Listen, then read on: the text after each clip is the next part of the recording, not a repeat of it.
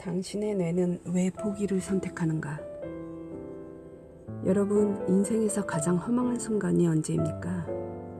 새벽 5시에 일어나겠다고 알람을 10개나 맞춰놓고 결국 9시에 눈을 떠서 스마트폰을 확인하는 그 순간입니까? 아니면 야심차게 결제한 1년치 헬스장 회원권이 먼지만 쌓여가는 걸 볼 때입니까? 우리는 모두 시작의 천재들입니다. 무언가를 새로 시작할 때의 그 설렘, 이번엔 진짜 다르다는 그 확신. 그런데 왜 그 뜨겁던 결심은 딱 사흘을 넘기지 못하고 식어버릴까요? 오늘 저는 여러분의 마음속에 있는 작심삼일이라는 단어를 완전히 뿌리 뽑아 버리려고 합니다. 오늘 우리가 함께 나눌 이야기는 도서 끝까지 해내는 마음은 어떻게 탄생하는가 속에 숨겨진 놀라운 비밀입니다. 미리 경고합니다.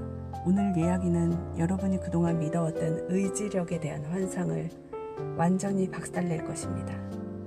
성공하는 사람들은 독해서 끝까지 하는 게 아닙니다.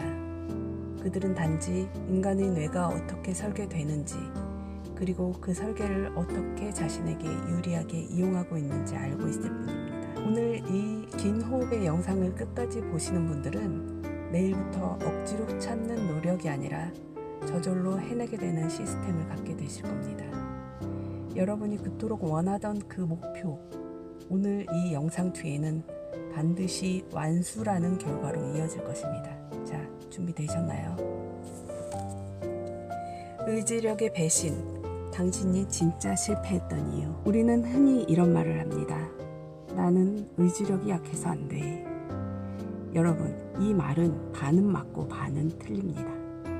정확히 말하면 여러분은 의지력을 잘못 쓰고 있는 겁니다. 심리학에는 자아 고갈이라는 이론이 있습니다.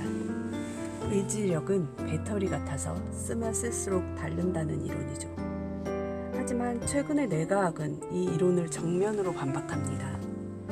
의지력은 고갈되는 자원이 아니라 당신의 믿음과 정체성에 따라 무한히 공급될 수 있는 에너지라는 겁니다. 한 실험이 있었습니다. 두 그룹의 학생들에게 지루한 작업을 시켰습니다. 한 그룹에게는 이 일을 하면 돈을 주겠다고 했고, 다른 그룹에게는 이 일이 여러분의 성장에 어떤 도움이 되는지를 스스로 생각하게 했습니다.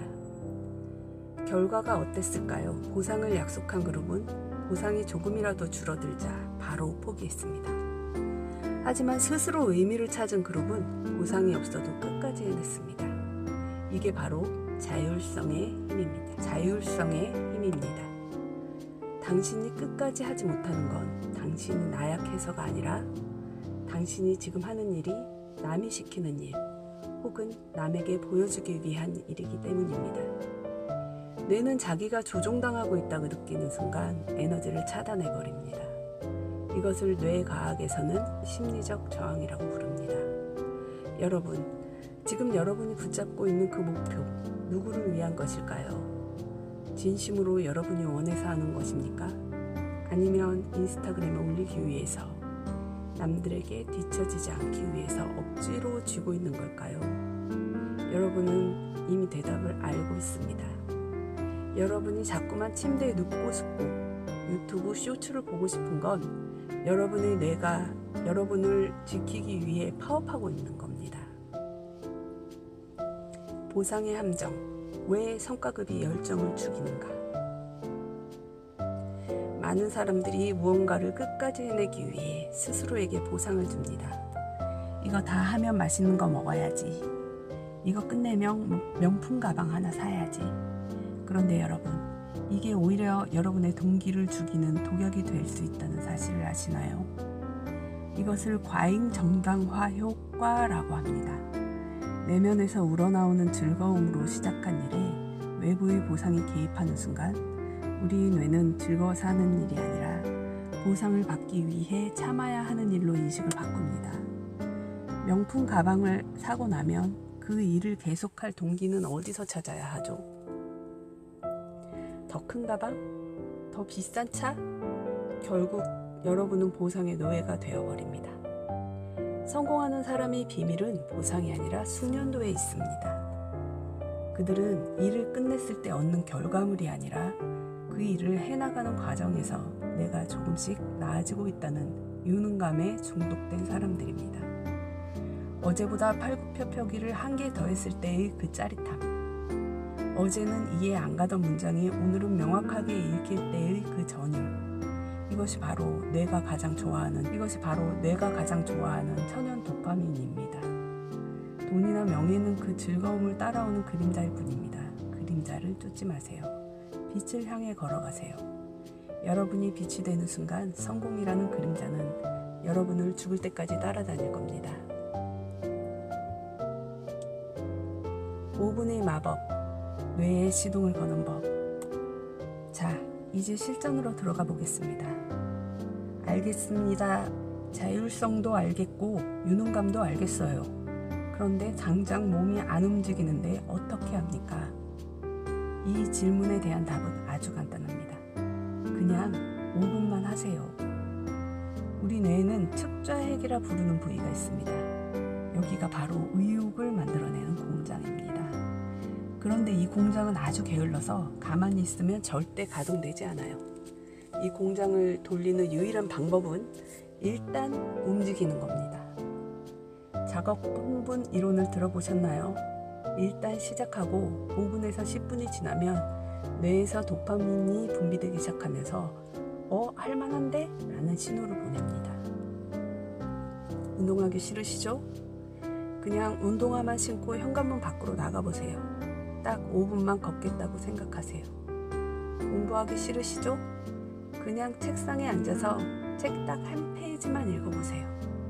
여러분이 끝까지 해내지 못하는 건 목표를 너무 거대하게 잡아서 뇌가 겁을 먹었기 때문입니다. 뇌는 변화를 싫어합니다. 뇌는 안정을 좋아합니다. 거대한 변화는 뇌에게 위험 신호로 인식됩니다. 하지만 5분은 뇌가 위험하다고 느끼지 못할 정도로 작은 변화입니다. 이 작은 변화를 반복하세요. 작은 성공이 쌓여 유능감을 만들고 그 유능감이 당신의 정체성을 바꿀 겁니다.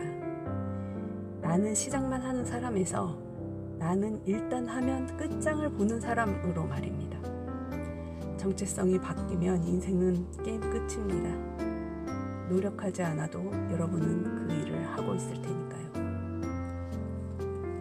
환경의 설계, 의지를 믿지 말고 시스템을 믿어라. 여러분의 의지력은 믿을 게 못 됩니다. 제 의지력도 마찬가지고요. 우리는 모두 나약한 인간입니다. 그런데 왜 누군가는 끝까지 해낼까요? 그들은 자신의 의지를 믿는 대신 환경을 설계했기 때문입니다. 공부를 하려는데 책상 위에 스마트폰이 있나요? 여러분은 이미 진 겁니다. 스마트폰을 보지 않기 위해 참는 데 쓰는 그 에너지가 바로 여러분의 의지력을 갉아먹고 있는 겁니다. 진짜 고수들은 스마트폰을 아예 다른 방에 던져둡니다. 참는 게 아니라 참을 필요가 없는 환경을 만드는 거죠. 동기부여의 대가들은 말합니다. 당신 주변의 5명의 평균이 바로 당신이다. 포기하는 사람들 틈에 있으면 여러분도 포기하게 됩니다. 끝까지 해내는 사람들 틈에 있으면 여러분도 어떻게든 완주하게 되죠. 여러분이 속한 환경을 점검해 보세요. 여러분을 주저앉히는 부정적인 말들, 여러분의 시간을 뺏는 무의미한 유혹들, 그것들을 과감히 잘라내야 합니다. 그것들은 이기적인 게 아닙니다. 여러분의 인생에 대한 예의입니다. 환경이 갖춰지면 동기는 저절로 솟아납니다. 꽃이 피기 위해 노력하나요? 아닙니다. 햇빛과 물, 토양이 갖춰지면 꽃은 저절로 피어납니다. 여러분의 인생이란 꽃도 마찬가지입니다. 여러분을 탓하지 마세요. 여러분이 처한 환경을 다시 설계하시면 됩니다. 당신은 이미 끝까지 해낼 준비가 되어 있습니다. 오늘 우리는 많은 이야기를 나눴는데요. 의지력의 환상, 자율성의 힘, 비밀, 그리고 환경 설계까지. 이 긴 이야기를 여기까지 듣고 계신 여러분은 이미 상위 1%의 사람입니다. 대부분의 사람은 앞뒤 1분만 보고 다 아는 내용이네 하며 다른 자극적인 영상을 찾아 떠났을 겁니다. 하지만 여러분은 다릅니다. 지루함을 견디고 본질을 탐구하며 끝까지 이 자리에 남으셨습니다. 이게 바로 끝까지 해내는 마음의 씨앗입니다. 여러분은 이미 그 씨앗을 마음속에 품고 있습니다. 이제 제가 드린 이 사다리를 타고 올라가세요. 1층의 생존을 넘어 4층의 성취를 지나 5층의 즐거움으로 가십시오. 그곳에서 만나는 여러분은 지금보다 훨씬 더 단단하고 빛나는 모습일 겁니다. 오늘 밤 잠들기 전에 여러분의 뇌에 속삭여주세요. 오늘 이 긴 영상을 끝까지 본 나 정말 대단해. 나는 끝까지 해낼 수 있는 사람이야. 이 한마디가 내일 아침 여러분을 깨우는 가장 강력한 동기가 될 것입니다. 성공하세요, 여러분. 여러분의 완주를 제가 끝까지 응원하겠습니다.